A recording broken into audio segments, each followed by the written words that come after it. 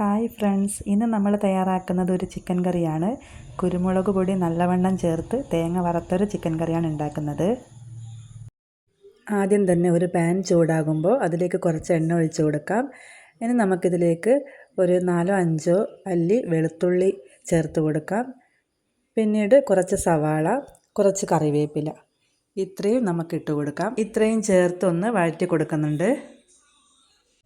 ഇതിപ്പോൾ വഴന്ന് വന്നിട്ടുണ്ട്, അത്രയും മതി. ഇനി ഇതിലേക്ക് ഞാൻ 2 ചെറിയ കപ്പ് തേങ്ങയാണ് ഇട്ട് കൊടുത്തത്. ഇത് നല്ലോണം ഒന്ന് വഴറ്റിയെടുക്കണം, മൂപ്പിച്ചെടുക്കണം. തേങ്ങ നന്നായിട്ട് ഫ്രൈ ആയിട്ട് വരണം. അപ്പോൾ അത്രയും നേരം നമുക്കിതൊന്ന് വഴറ്റി കൊടുക്കാം.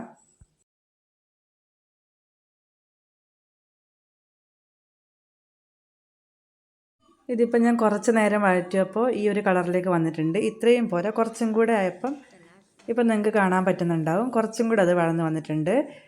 നല്ല ഫ്രൈ ആയിട്ടുണ്ട് അത്യാവശ്യം. ഇനി ഇതിലേക്ക് നമുക്ക് കുറച്ച് മഞ്ഞൾപ്പൊടി, അതുപോലെ 2 സ്പൂൺ മല്ലിപ്പൊടി,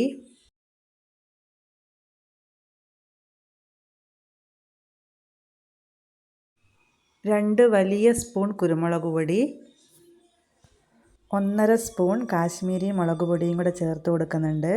സാധാരണ മുളക് പൊടി വേണമെങ്കിൽ അത് ചേർത്ത് കൊടുക്കാം, അതൊരു സ്പൂണോളം ചേർത്താൽ മതിയാവും. ഇതിവിടെ കുരുമുളക് പൊടീൻ്റെ ടേസ്റ്റാണ് നമുക്ക് കൂടുതൽ കിട്ടുന്നത്. അപ്പോൾ കുരുമുളകിൻ്റെ ആ ടേസ്റ്റ് കിട്ടുമ്പോഴാണ് ഈ കറിക്ക് നല്ല രുചി ഉണ്ടാവുന്നത്. കുരുമുളക് കുറച്ച് കൂടുതലായാലും കുഴപ്പമില്ല. എരിവ് അത്യാവശ്യം ഇഷ്ടമുള്ളവരാണെങ്കിൽ കുരുമുളക് പൊടി ഇട്ട് കൊടുത്താൽ നല്ല സ്വാദാണ് ഈ കറിക്ക്.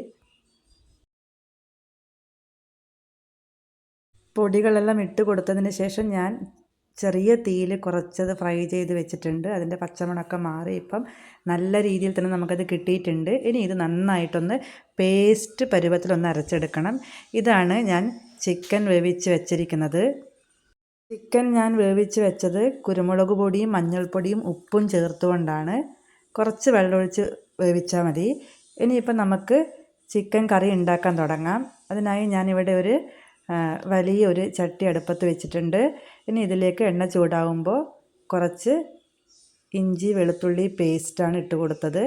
ഇഞ്ചിയും വെളുത്തുള്ളിയും പച്ചമുളകും കൂടെ ഒന്നിച്ച് ഞാൻ മിക്സിയിൽ ചെറുതായിട്ടൊന്ന് ക്രഷ് ചെയ്തിട്ടെടുത്തതാണ്. അത് ഇട്ട് കൊടുത്താൽ മതി. അപ്പോൾ നമുക്ക് ഇഞ്ചി പച്ചമുളക് വെളുത്തുള്ളി അല്ലികളായിട്ട് ഇങ്ങനെ കീറിയിട്ട് ഇട്ട് കൊടുക്കാം. പക്ഷേ അതിനേക്കാൾ ഒന്നും കൂടെ ടേസ്റ്റ് കൂടുന്നത് അതൊന്ന് ചതച്ചെടുക്കുമ്പോഴാണ്. ഇഞ്ചിയും വെളുത്തുള്ളിയൊക്കെ ആയപ്പോൾ ഞാൻ അതിലേക്ക് സവാള ചേർത്തിട്ടുണ്ട്. 2 വലിയ സവാളയാണ് ഞാൻ ചേർത്തത്. ഇനി അതിലേക്ക് കുറച്ച് കറിവേപ്പിലയും കൂടി ഇട്ട് കൊടുത്തിട്ടുണ്ട്. ഇത് നല്ലോണം വഴറ്റിയെടുക്കണം എന്നൊന്നുമില്ല, പക്ഷേ അത്യാവശ്യം ഒന്ന് വഴന്ന് വരണം. ഇനി അതിലേക്ക് 2 വലിയ തക്കാളി തന്നെ ഇട്ട് കൊടുത്തിട്ടുണ്ട്. അത് തക്കാളി ഞാൻ നീളത്തിലാണ് കഷ്ണിച്ചത്. ഇനി നിങ്ങൾക്ക് വേണമെങ്കിൽ ചെറിയ പീസുകളാക്കിയിട്ടും തക്കാളി ഇടാം. അപ്പോൾ ഇതൊന്നും കൂടെ വഴറ്റിയെടുക്കാം നമുക്ക്. ഇപ്പോൾ തക്കാളിയും ഒക്കെ വഴന്ന് വന്നിട്ടുണ്ട്, അത്രയും മതി. ഇനി ഇതിലേക്ക് നമുക്ക് വേവിച്ച് വെച്ച ചിക്കൻ കഷ്ണങ്ങൾ ഇട്ട് കൊടുക്കാം. ഈ ചിക്കൻ കഷ്ണങ്ങളിലും കുരുമുളക് പൊടീൻ്റെ ഫ്ലേവർ നല്ലോണം വരുന്നുണ്ട്.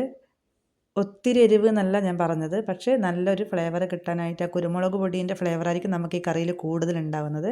ഇനി ഇതൊന്ന് ചെറുതായിട്ടൊന്ന് വഴറ്റിയെടുക്കണം. ഇതിപ്പോൾ നന്നായിട്ടൊന്ന് വഴന്ന് വന്നിട്ടുണ്ട്.